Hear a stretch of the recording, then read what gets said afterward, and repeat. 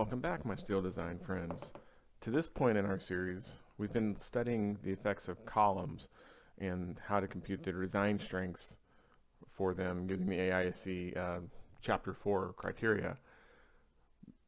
In all of those cases, to this point, we have always assumed that there is no lateral story drift on a column, that the top of the column and the bottom of the column are both perfectly pinned. In reality, that is seldom, if ever, the case. In this video, I'm going to show you how to take into account reality. And we'll start with a discussion of braced versus unbraced frames, and then we'll get into the alignment charts of the AISC methodology. So without further ado, let's get started.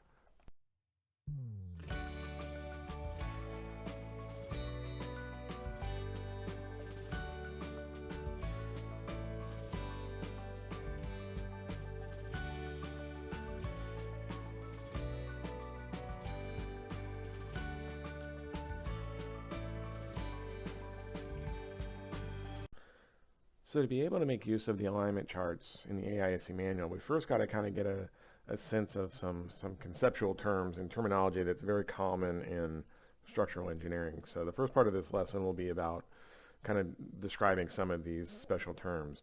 Okay, in reality, every structure is basically a cantilever from the ground. So if the ground is at the bottom, a structure is anchored to the ground by the foundation, and then it just simply sticks up into the air and is fair game for wind or seismic or gravity loads or whatever we want to put on it.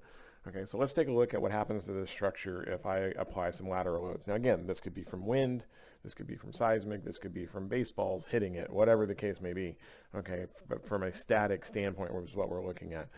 So if we take a look at the behavior of this, we know that if I push on the first story with a force P1, we're going to experience some motion of the building in which this point is going to move over a little bit. All right, and this delta that I'm calling as delta 1 is what we call the first floor story drift. Okay, now again, it may be actually the second floor of the building, but I'm going to call it the first floor.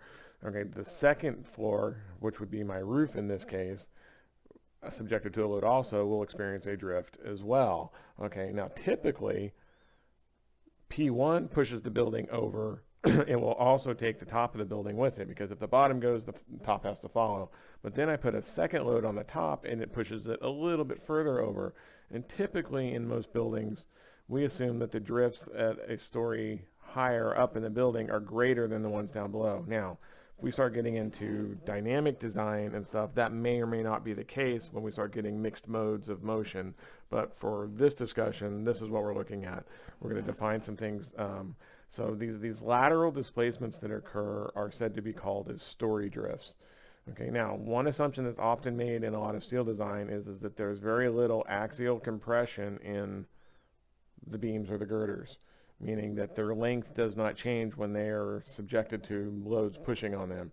And if that's the case, if this length doesn't change, when this point here moves over to here, this one moves the same amount. Okay, now if you have a soft structure or some special material where that's not the case, then it's possible to get different drifts at these. But for most classical structures, we make the assumption that axial deformation is very small for the structure. And normally we see that to be, 5% or so. At most, versus 95% for bending moments and those kind of deflections. So axial deformation is a very, very small number for this particular structure. All right, now the difference between delta 2 and delta 1, if you look, that would be this amount right here. We can say that that's delta 2 minus delta 1. Okay, and that term or that difference is known as the relative story drift, because it's not a bad thing for a building to move laterally, as long as these relative drifts don't become too large. If we go over, if we become too large in this number, we can start having problems with, on the extreme end, popping windows out of the building to the sidewalk down below. On a less extreme end, maybe we start getting some leaking or some moisture that can enter into the building, cracking in the facade, you know, if it's a masonry structure, those kind of things all start getting affected by these relative story drift problems. Okay, usually these are limited or controlled by design codes, and there are different methodologies, you know, in ASCE7 as well as advanced analysis that will help you come up with these. But that's kind of beyond the scope of what we're wanting to cover here. I just really want you to get this idea of story drift and relative story drift for our discussion. Okay, now, to help solve problems where these numbers become too big, obviously in most structures, if I have a very small column and a very small beam and I push on it with a load, this number will be greatly increased versus a similar structure with the same loads with much bigger beams and much bigger columns. Okay, and we'll talk about these moment resisting frames here in a second, but they're very, being able to arrest these and keep these within some tolerable limits is a very important design requirement for most structures that we're looking at. So the first one we're going to talk about is what we call as the braced frames. Okay, and if you've ever been driving down the road and seen a steel building going up, you've probably seen something that looks similar to these. Okay, and what a braced frame is basically these are framing arrangements where the lateral sway of the building is restrained by either extra internal members or by some sort of external member that's helping to hold it back. Okay, now, that being said, brace frames will experience a lateral drift. You know, if I put the same load on this guy, okay, this configuration is what we call as an X brace, and you can see that it looks like an X. And this is probably one of the most common of this. You know, I put a plate up in this corner, I put a plate in this corner, one in this one in this one, and then I run X's, you know, single members that go from corner to corner. Okay, now one of the problems that we had when we saw with the tension member design is that these lengths can get fairly long. Okay, and so sometimes you get controlled by slenderness, you know, in tension members or even in compression members. It's kind of an issue, but they do help to greatly reduce these story drift values from what we had without the bracing. So this is called as an X brace. Okay, we have also sometimes what we call multi-story X's, and this typically occurs when the members start becoming much larger. Okay, or we have the forces are much bigger in these members, whatever the case may be, but we can form what we call as a multi-story X, okay, which is actually more like a V that meets at a common point, you know, and we have to kind of design this beam to be able to transfer the shears and the moments. But in general, if I have my force applied here and my force applied here, I now have a load path all the way down to the foundation that it will follow the X, just like what we had here, that, you know, this guy goes into tension, which then forces the lower level over, which puts this guy into tension, and it does kind of this zigzag pattern to get the forces down to the foundation. Okay, whereas in this, it's more of a direct route, and the members are typically a little bit bigger. And this is commonly used in taller buildings as well, you know, high-rise type construction and design. Not always, but sometimes. Okay, so that's called as a multi-story X. Another one that you'll see from time to time is what we call as a chevron brace. Okay, and this is basically two inverted V's. And this guy has some issues with, you know, if I assume that there's a plate here to make this connection, you know, and this force, you know, and I push laterally on this, then at some point I get a force going up and I get a force coming down on this. And so I get kind of an effect onto that middle girder that can be fairly substantial. But the advantage of this is that now I have a large open area in which I can put a door or a window or something underneath these braces and not have to worry about, you know, how do I get in and out of this building. Often these braces are hidden in parts of structures that aren't visible. Okay, they're hidden, you know, inside of closets, they're inside of walls behind drywall. Stairwells is a very common location to see these as well, you know, for steel frame structures. Most of the time this framing is hidden from view, though some architects will leave it exposed just because they like how it looks. Me being a structural engineer, I kind of like how it looks just because I can see what's going on, but that's just me.